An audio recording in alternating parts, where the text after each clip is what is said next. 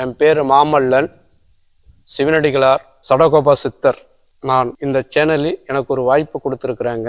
அதை பகிர்வதற்காக பிறப்புக்கும் இறப்புக்கும் இடையிலுள்ள நிகழ்வுகளை, சில நல் விஷயங்களை உங்களுக்கு தெரியப்படுத்துகிறேன்.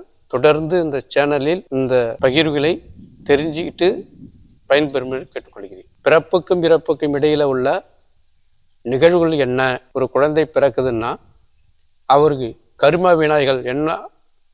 கர்ம வினைகள் உண்டாவதற்கு காரணம் என்னன்னா, அவங்க முன்னாடி செய்கிற தவறுகள், சில கெட்ட விஷயங்கள், ஒரு கெட்ட சிந்தனைகள், சில கெட்ட குடும்பத்தில் கெட்ட வார்த்தைகள் பயன்படுத்துறது, கெட்ட வழியில் சம்பாதிக்கிறது, ஒருத்தவங்க துசுரம் பண்ணுறதால அவங்க அடுத்த பிறப்புக்கு வரும்போது கர்ம வினை உண்டாகும்.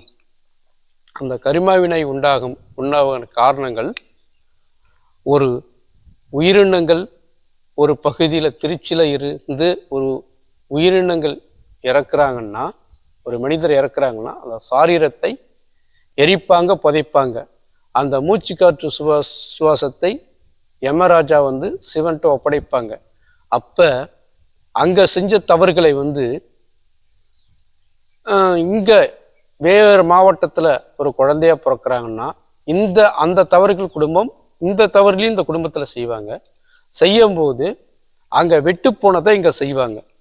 அதனால இந்த குடும்பத்தில் என்ன கர்மாவினை செஞ்சாங்களோ, முன்னோர்கள் செஞ்ச தவறுகளுக்கு பின்னடி பிறக்கிற குழந்தைகளுக்கு அந்த கர்மாவினை உண்டாகும்.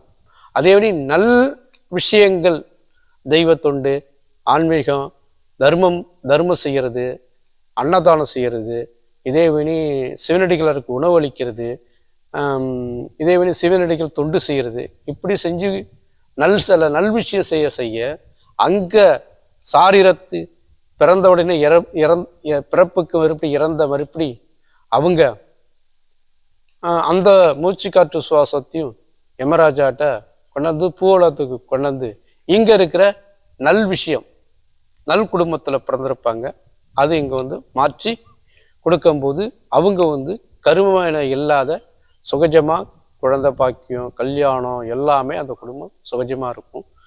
நம்ம எந்த தவறுகளுமே நம்ம செய்யக்கூடாது அப்படின்னு தெரிஞ்சுக்கிட்டோம்னா, நம்ம நல்லபடியாக இருக்கணும், முன் கருமாவினை வேண்டாம் அப்படின்னு நினச்சோம்னா, நம்ம குலதெய்வத்திட்ட வேண்டுதல் நட்போடு இருந்தோம்னா, நம்ம குலதெய்வம் நம்ம வீட்டுக்கு பிரம்மா விஷ்ணு ருத்ரன் 3 பேர் வர மெயின் ரோட்டில் வந்துட்டு இருக்கும்போது, எங்கள் வீட்டுக்கு வாங்க, இப்போ கருப்பு சாமியாக இருக்கலாம், உங்கள் குலதெய்வம் கருப்பு சாமியாக இருக்கும்போது எங்கள் குடும்பம் நல்ல குடும்பம், என்னை கவனிக்கிறாங்க, எனக்கு வேண்டுதல் வைக்கும்போது சரியாக செஞ்சிடுறாங்க, அந்த வேண்டுதல்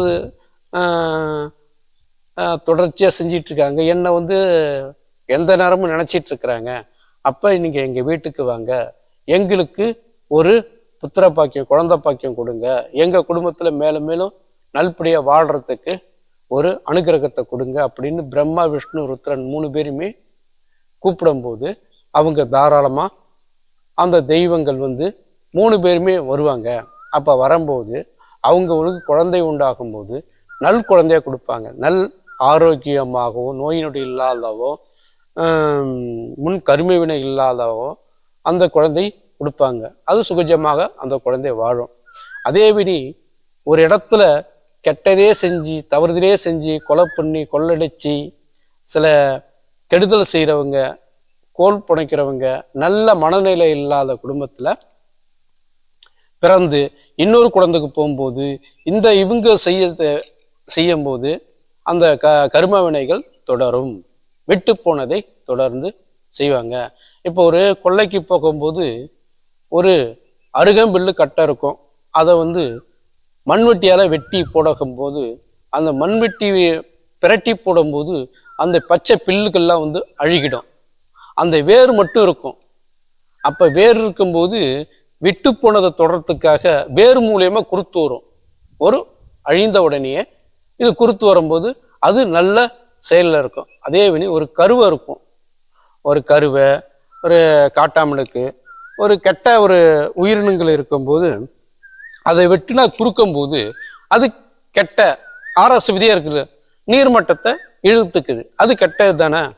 தண்ணி நீரோட்டத்தை இழுத்தோம்னா பூமியில நீர் இல்ல, அதே வினி கெட்டதை விளைச்சோம்னா கெட்டதே நடக்கும், நல்லதை விளைச்சோம்னா நல்லதே நடக்கும்.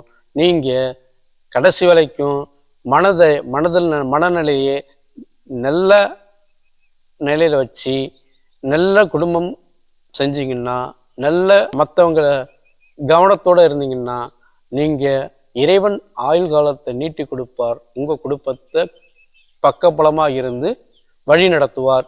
அதை நீங்க உறுதுணையாக இந்த சேனல் தொடர்ந்து பார்க்க அடுத்த வாய்ப்பு உங்களுக்கு இது தொடரும். இது தொடர்கதையா வந்துட்டு இருக்கு.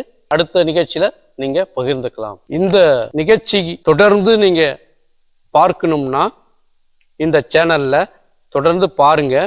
அடுத்தடுத்த நல் விஷயங்கள், உங்க குடும்ப கஷ்டங்கள், உங்க நிலைப்பாடுகள், உங்களுக்கு ஏதாவது ஆன்மீகத்தை பற்றி நிறையா தேங்காய் கதை, கருப்புசாமியோட கதை, தெய்வங்கள் எங்கெங்க வருது, அப்படிங்குள்ள தெய்வங்கள் இருக்கிற இடம் எங்கெங்க இருக்கு உங்களுக்கு தெரியப்படுத்தும் அடுத்த சேனலில். இந்த சேனலில் தொடர்ந்து நீங்க பார்த்து கொண்டு இருங்க. பார்த்துட்டு இருக்கும்போது சில நல் விஷயங்கள், தெய்வத்துடைய இந்த கதைகள், தெய்வத்துடைய பொது கதைகள், இதெல்லாம் தொடர்ந்து உங்களுக்கு நான் தெரியப்படுத்துவேன், வழங்கியிருக்கிறேன். ஏதேனும் சந்தேகம் இருந்தால் இதை கீழே கமெண்ட் பண்ணுங்க. அதுக்கு நான் விடை உனக்கு நான் தருகிறேன். வணக்கம்.